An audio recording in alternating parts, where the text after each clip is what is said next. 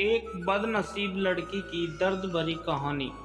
यह सुरेश और शिवानी की स्टोरी है। दोनों एक ही गांव के रहने वाले थे। सुरेश और शिवानी की जिसका जन्म एक ऐसे गांव में हुआ था जिस गांव में आज भी वहां के लोग जाति प्रथा से बाहर नहीं निकले हैं। लेकिन उसी गांव में सुरेश नाम का लड़का रहता था जो जाति से दलित समाज का था। वह अपना घर चलाने के लिए बच्चों को ट्यूशन पढ़ाया करता था।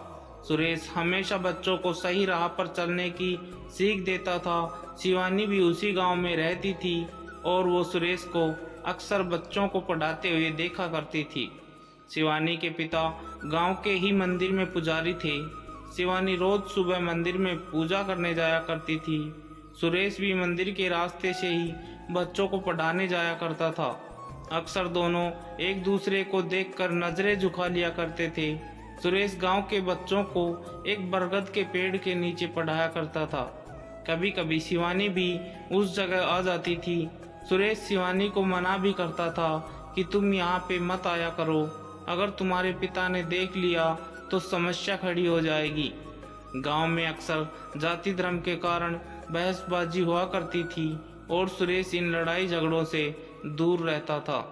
सुरेश शिवानी को बचपन से जानता था और वह ये भी जानता था कि शिवानी बहुत जिद्दी है। सुरेश के मना करने के बाद भी शिवानी उस बरगद पेड़ के पास आ जाया करती थी। एक दिन गांव के एक व्यक्ति ने शिवानी को सुरेश से बात करते हुए देख लिया। फिर उसने ये सारी बात शिवानी के पिता को बता दिया। पिता ने अगले दिन शिवानी से कहा, तुम जल्दी से तैयार हो जाओ, तुम्हें देखने लड़के वाले आ रहे हैं। ये बात सुनकर शिवानी हैरान थी कि अचानक से उसके पिता ने ये निर्णय कैसे ले लिया। अगले दिन शिवानी उसी बरगद के पेड़ के पास जाती है जहां सुरेश बच्चों को पढ़ा रहा होता है। शिवानी ने सुरेश से कहा, पापा ने मेरे लिए लड़का देखा है, मेरी शादी होने वाली है। ये तो अच्छी बात है। सुरेश बोला, लेकिन मुझे शादी नहीं करनी है, मुझे यहीं रहना है, इसी गांव में।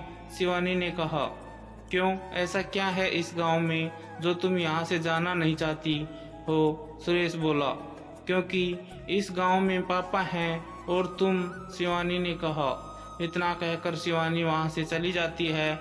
सुरेश अब समझ चुका था कि शिवानी उसे पसंद करती है। सुरेश के दिल में भी शिवानी के लिए प्यार था, लेकिन उसने कभी भी अपने दिल की बात शिवानी को नहीं बताया। सुरेश ने गांव की जातिवाद समस्या की वजह से अपने प्यार को दिल में ही दबाए रखा था। लेकिन जब शिवानी ने उससे कहा कि उसकी शादी होने वाली है, तब सुरेश की दिल की धड़कनें तेज हो गई थी। लेकिन उस समय सुरेश ने शिवानी के सामने ऐसे बात किया मानो जैसे कि उसे कोई फर्क ही न पड़ता हो। अब दोनों के दिल में एक दूसरे के लिए प्यार था, लेकिन उन्हें समझ में नहीं आ रहा था कि अपने प्यार का इजहार कैसे करें। इधर शिवानी का रिश्ता तय हो गया। अगले ही महीने उसकी शादी होने वाली थी। 2 सप्ताह से सुरेश ने शिवानी को कहीं नहीं देखा। किसी ने बताया कि उसका रिश्ता तय होने के कारण अब वह घर से बाहर नहीं निकलती। सुरेश अब उसी बरगद पेड़ के पास जाकर शिवानी की पुरानी बातों को याद करता। उसे अब कोई रास्ता नहीं दिखाई दे रहा था। अगले सोमवार को शिवरात्रि पूजा थी। सुरेश सुबह से ही मंदिर के पास खड़ा था। उसे उम्मीद था कि शिवानी मंदिर जरूर आएगी और कुछ देर बाद शिवानी मंदिर आती है। सुरेश तुरंत मंदिर के गेट के पास जाकर खड़ा हो जाता है।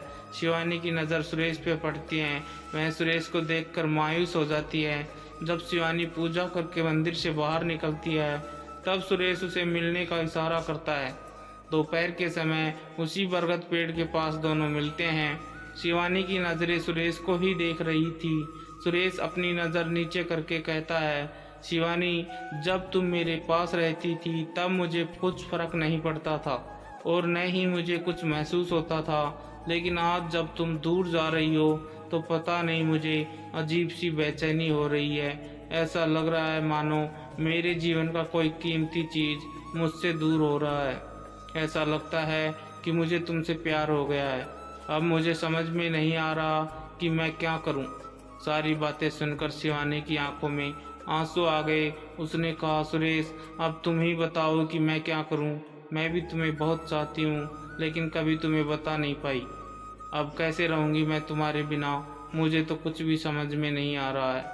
अंत में सुरेश ने शिवानी से कहा, चलो हम दोनों यहाँ से कहीं दूर भाग के शादी कर लेते हैं। लेकिन शिवानी ने सुरेश को मना कर दिया, क्योंकि शिवानी को अपने पिता की इज्जत और गांव में उनकी मान सम्मान सामने दिखने लगी, और वो ऐसा कोई कदम नहीं उठाना चाहती थी जिसकी वजह से उसके पिता का सिर झुके। शिवानी ने सुरेश से कहा कि अगर मैं इस गांव से भागती हूँ तो मेरे पिता का क्या होगा, वह तो किसी से नज़र नहीं मिला पाएंगे, इसलिए मैं भागकर शादी नहीं कर सकती। कुछ समय तक सुरेश ने भी सोचा और उसे भी शिवानी की बातें सही लगी, तो अब आखिर में दोनों के पास बिछड़ने के अलावा और कोई दूसरा रास्ता नहीं था। दोनों ने जी भरकर एक दूसरे को देखा और अंत में दोनों ने एक दूसरे को गले लगाया और हमेशा के लिए एक दूसरे से जुदा हो गए। कहानी अच्छी लगी हो तो लाइक कर दें, शेयर कर दें और हमारे चैनल RS वॉइस को सब्सक्राइब कर लें।